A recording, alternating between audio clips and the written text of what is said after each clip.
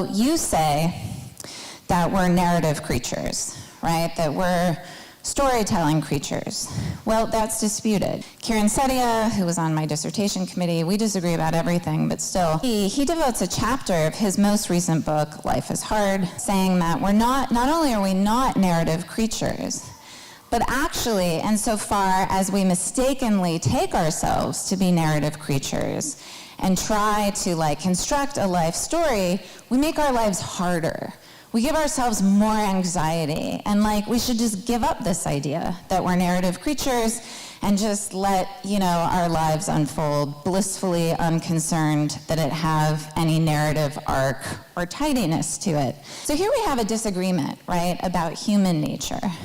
So how are these substantive philosophical disputes settled? You suggest that the art of interpretation and its value is something that is going to help us. I'm an analytic philosopher, so, we don't read Gadamer or Charles Taylor. We're reading Frege and Russell, and then, of course, we're also reading the contemporary Aristotelians like Philippa Foot and Elizabeth Anscombe. But let's just say that the solution will be in the art of interpretation. Well, there's going to be competing interpretations. Who adjudicates, right? Who's the authority?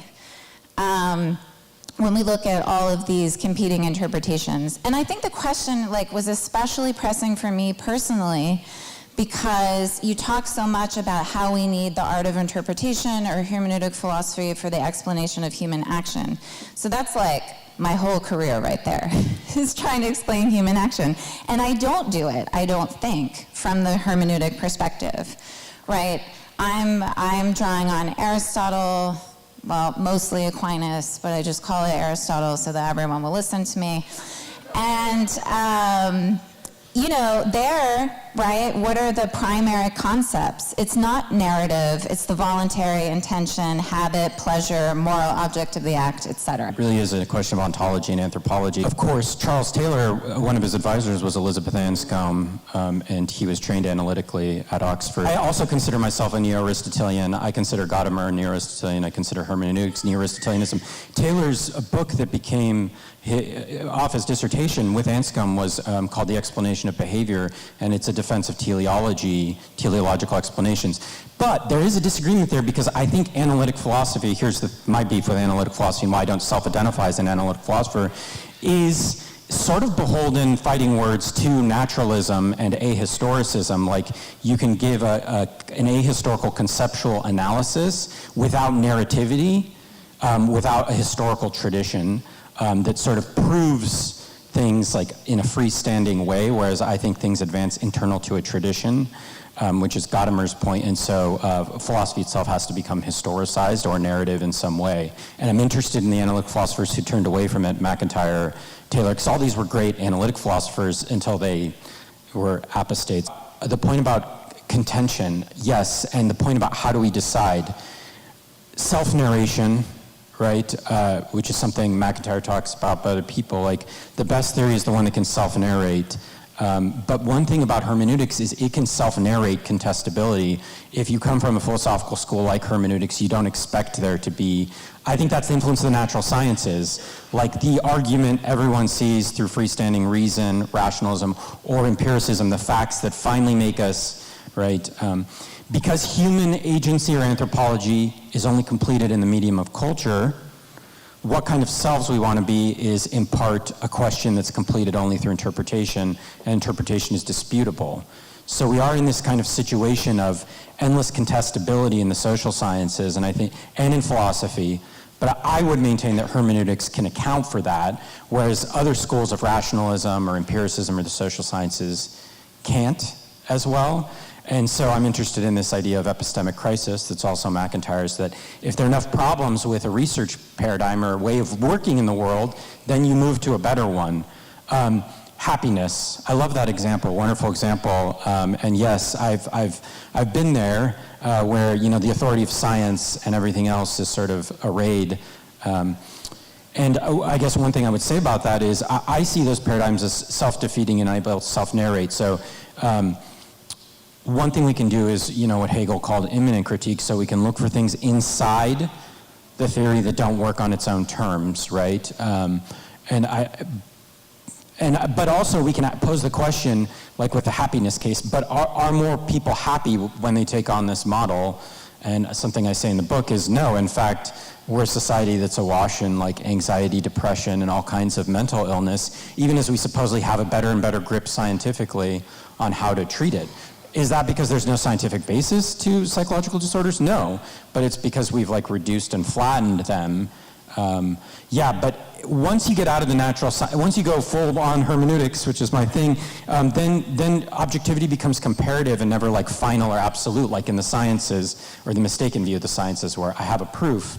Instead, we have contestability extended through tradition and comparison, trying to put each other in epistemological crisis. Once you view human anthropology as narrative or self-interpreting, as Taylor says, then my hermeneutics is anti-elitist in the sense that we're significance creatures, we're meaning creatures, and I like what you said about philosophy having limits and embedded within what? I mean, reason is a weak force for me. I mean, of course, I would say that, but reason is a weak force. It doesn't mean I'm against reason. It's just reason can't secure or finally resolve for us the problem of meaning as humans. When we're doing social science, for example, we need to listen to people at the local level. You could call this cultural studies or ethnography, from the bottom up to grasp even the object of study. Local knowledge is going to be needed. Ethnography, thick description, Clifford Geertz calls it thick description. There's nothing like a science of meaning or a way of rationally, through syllogism, securing the final meaning. Can I just press you on that, though? Because let's imagine a social science that's more narrative and cultural. I mean, we have competing narratives about the human person, right? For me, it's the gospel narrative, but I have a real hard time thinking that social science is going to embrace that.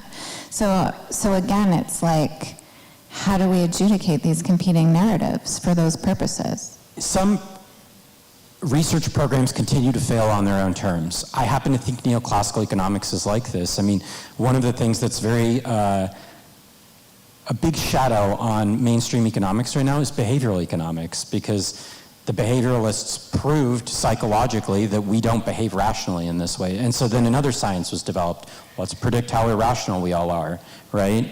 That's actually Thaler and Sunstein's nudge approach. We just respond to like stimuli in the environment and so on. So one way is research programs continually fail on their own terms. If I told you I had the final interpretation of Hamlet, you'd look at me like I was crazy. But that's not the same as saying every interpretation of Hamlet is as good as the other one. This is frustrating about hermeneutics, but the one that can make the most sense out of the phenomenon as a whole is the best interpretation on offer. And that's the human situation. It's humbling, but we don't have that kind of knowledge that, like, say, the Radical Enlightenment thought we had. And I think a lot of people, inside or outside the Radical Enlightenment, have taken on board. It would be comparative objectivity, not final once and for all objectivity. Part of what I tried to do in the book is I tried to turn around in this way that was kind of, for me, mind-bending while I was writing it, social science so that it was stories. I just treated it for stories from the get-go. For years, I'd been obsessed with this, like, I'll show how social science is wrong. I'll show how it's wrong. And in this book, I was just like, I'll just treat social science like stories, bad stories. What's my problem with social science? It's stories that can't make as much sense of the whole. What can't they make sense of?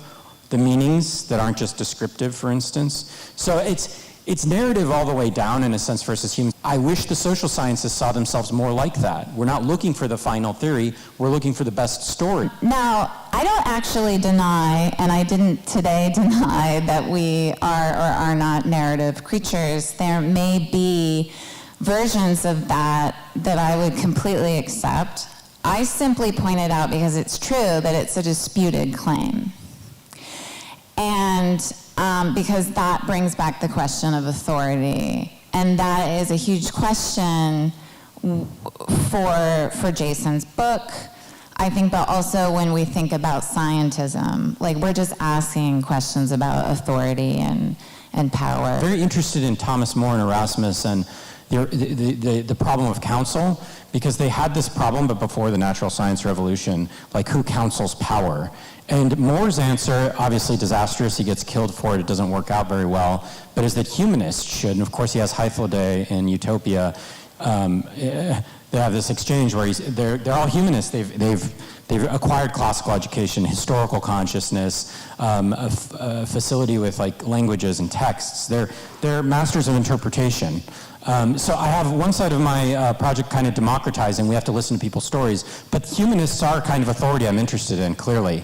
And humanists can sometimes tell our stories better than we can, or can help supplement our stories. So I think the problem of counsel we face is how do humanists again become counsel to power, not such that they usurp power top down, but they become counsel to democratized power, small d here, where they listen to people's stories but also reflect back at them what they know about historical depth. So my replacement authority for the scientist would be the humanist, and insofar as people are still standing on the platform of science and their knowledge, they may be saying very useful things. I'll use them, other people use them, and I don't mean to be overly critical actually of the social sciences, but I wish there were a paradigm shift away from that. And so the knowledge that was produced was presented as like contributing to narrative knowledge, historical knowledge, and not scientific knowledge. Because I think we could keep using the word, but it's distracting, it's confusing, we're getting captured by it.